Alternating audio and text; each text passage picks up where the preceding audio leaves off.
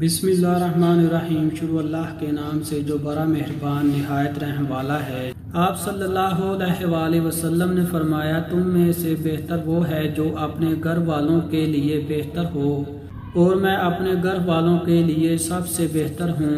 اور جب تم میں سے کوئی مر جائے تو اسے خیر بات کہہ دو، یعنی اس کی برائیوں کو یاد نہ کرو۔ رسول اللہ صلی اللہ علیہ وآلہ وسلم خطبہ کے لیے کھڑے ہوئے تو آپ صلی اللہ علیہ وآلہ وسلم نے قبر کے امتحان کا ذکر کیا، جہاں انسان جانچا جاتا ہے۔ جب نبی کریم صلی اللہ علیہ وآلہ وسلم اس کا ذکر کر رہے تھے تو مسلمانوں کی ہچکیاں بند گئیں۔ نبی اکرم صلی اللہ علیہ وآلہ وسلم 4 چیزوں سے اللہ تعالیٰ کی پناہ طلب فرمایا کرتے تھے: ایسے علم سے جو نفع نہ دے، ایسے دل سے جو اللہ تعالیٰ سے نہ ڈرے، ایسی دعا سے جو قبول نہ ہو، اور ایسے نفس سے جو سیر نہ ہو۔ آپ صلی اللہ علیہ وآلہ وسلم نے فرمایا، جب نماز کے لیے اقامت کہہ دی جائے تو دوڑتے ہوئے نہ آؤ، بلکہ اطمینان سے چل کر آؤ۔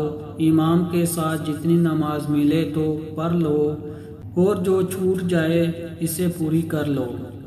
بے شک اللہ اور اس کے فرشتے رسول صلی اللہ علیہ وآلہ وسلم پر صلوات بھیجتے ہیں۔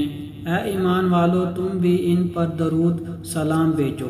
سبحان اللہ۔ آپ صلی اللہ علیہ وآلہ وسلم نے فرمایا، میں ٹیک لگا کر نہیں کھاتا، کیونکہ یہ متکبرین کا طریقہ ہے۔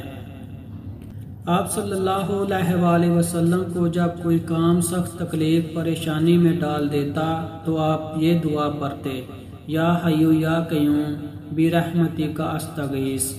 اے زندہ اور ہمیشہ رہنے والے، تیرے وسیلے سے تیری مدد چاہتا ہوں۔ حضرت انس رضی اللہ عنہا سے روایات ہے کہ رسول اللہ صلی اللہ علیہ وآلہ وسلم نے فرمایا، اللہ کو سب سے زیادہ پیارے نام عبداللہ، عبد الرحمن اور حارث ہیں۔